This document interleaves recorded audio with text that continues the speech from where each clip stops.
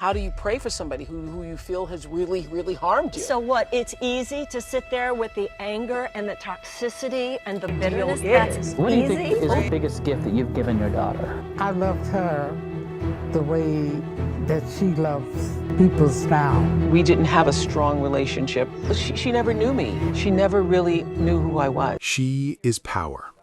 She is influence. She is a voice that shaped generations. Oprah Winfrey built an empire from nothing, rising from rural poverty to become the first Black female billionaire, the face of daytime television, and one of the most trusted figures in modern history.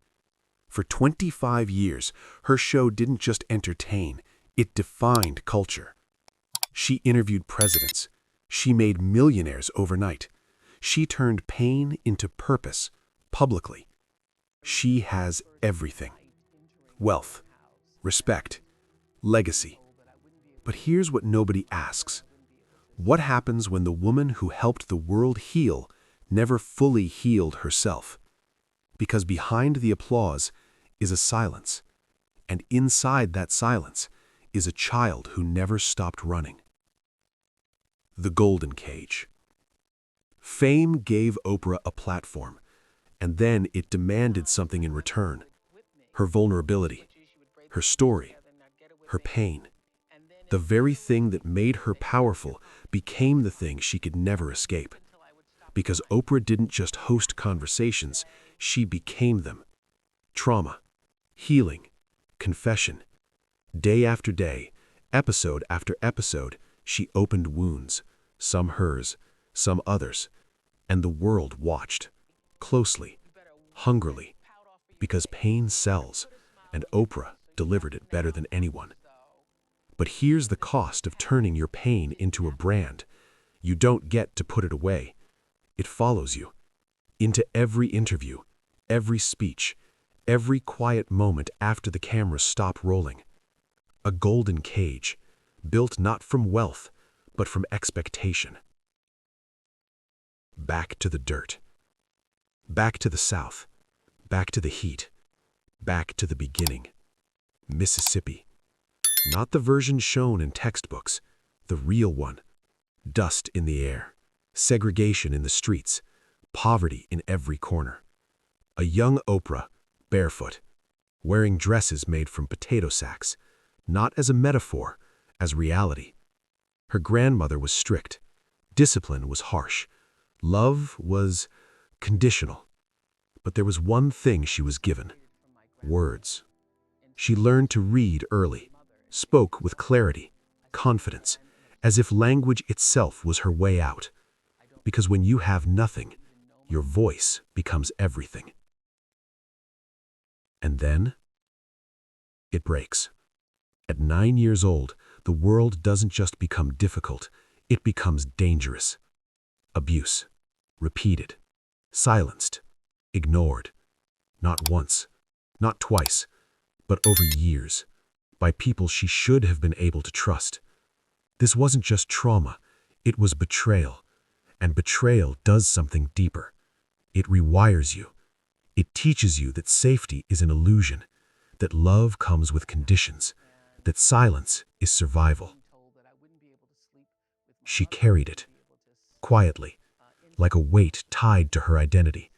At 14, pregnant, a child raising a child. Except, the baby doesn't survive. And just like that, loss becomes part of the foundation, not something she experienced, something she became. The promise. Somewhere in that chaos, a decision forms, not spoken, not written, but carved into her. I will not stay here. A promise, not just to escape poverty, but to escape pain, to build a life so powerful, so controlled, that nothing like this could ever happen again. But here's the paradox of control. The more you chase it, the more it controls you. The first stage. She finds her voice in media, radio, television, a natural, magnetic, different. But different isn't always accepted. Too emotional, too expressive, too real. They try to reshape her, tone it down, be more neutral, be less human. But Oprah refuses, because authenticity isn't a strategy for her, it's survival. Then comes the breakthrough, the Oprah Winfrey Show, and everything changes. The ratings soar, the audience grows, the influence expands. But it's not just a show, it's a phenomenon. People don't just watch Oprah, they trust her. They cry with her, confess to her, believe her. And that level of trust is dangerous, because now she isn't just a person, she's a mirror reflecting the pain of millions. The validation gap. She becomes the most powerful woman in television, but power doesn't erase the past, it amplifies it. Because deep down, there's still a question, a quiet one, persistent. Am I enough? Not for the audience, not for the critics, but for herself. And that question shows up in unexpected ways. The body battle. Her weight becomes public, not just discussed, analyzed, obsessed over. Every pound gained, every pound lost, headlines, jokes, scrutiny. It wasn't just about appearance, it was about control. Food became comfort, then conflict. A cycle. Lose, gain, repeat. Because when your early life is chaotic, you search for control anywhere you can find it, even if it hurts you. The empire that almost fell. She builds her own network, a bold move, total control, total risk. And then it struggles. Ratings drop, criticism rises, doubt returns. For a moment, the empire shakes, because success doesn't eliminate fear, it just raises the stakes. Failure now isn't private, it's global. The loss that no one could fix. Then comes something different, something money can't solve. Her granddaughter, gone, taken violently. A loss so brutal that it doesn't fit into headlines.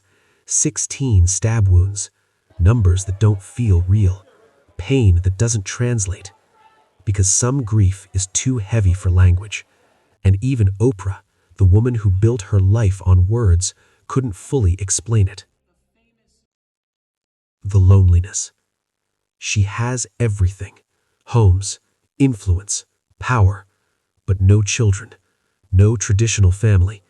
A partner, yes, but a life largely lived at a distance, by design, because intimacy requires vulnerability, and vulnerability was dangerous once, so boundaries were built, high, strong, necessary.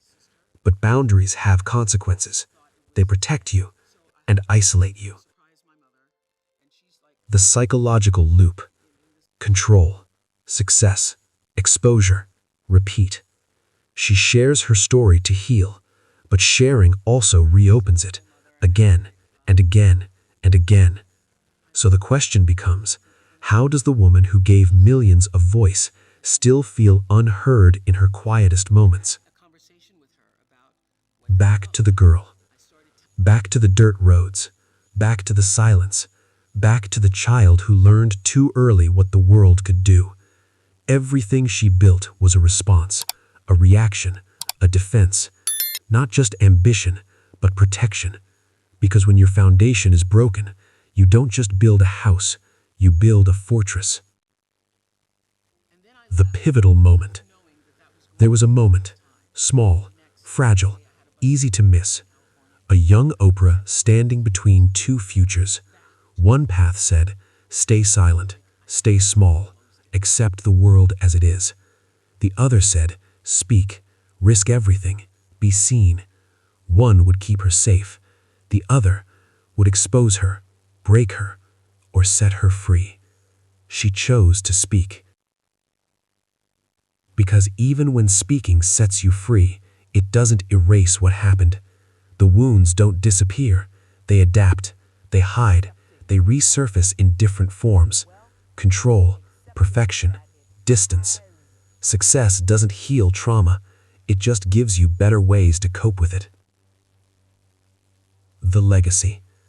Today, Oprah Winfrey is untouchable, a symbol, a force, a legacy that will outlive generations.